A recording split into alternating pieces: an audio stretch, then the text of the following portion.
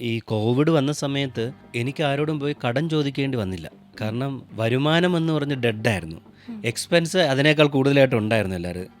ഞാൻ അങ്ങനെ ഒരു സാമ്പത്തികമായിട്ടുള്ള അച്ചടക്കം ഉണ്ടായിരുന്നതുകൊണ്ട് എനിക്കറിയാവുന്ന ഒരുപാട് കൂട്ടുകാർ ആ സമയത്ത് സാമ്പത്തികമായിട്ട് ഒരുപാട് ബുദ്ധിമുട്ടിലായിരുന്നു. ഞാൻ അങ്ങനെ ഒരു ഡിസിപ്ലിൻ കീപ്പ് ചെയ്തുകൊണ്ട് വലിയ പ്രശ്നങ്ങൾ എന്ന് പക്ഷേ ചിലവ് വരുന്ന സമയത്ത് ടെൻഷൻ ഉണ്ടായിരുന്നു. കാരണം വർക്കൊന്നും നടക്കുന്നില്ല. ടെൻഷൻ ഉണ്ടായിരുന്നു. പക്ഷേ കുഴപ്പമില്ല, നമുക്ക് പിടിച്ചിരിക്കാൻ പറ്റും എന്നൊരു ഇത് തോന്നാൻ കാര്യം ഞാൻ ഉണ്ടാക്കി വെച്ചൊരു സാമ്പത്തിക ഭദ്രത തന്നെയായിരുന്നു. ഞാൻ മറ്റുള്ളവരെ സാറ്റിസ്ഫൈ ചെയ്യിക്കാൻ വേണ്ടി ഞാൻ ജീവിക്കാറില്ല.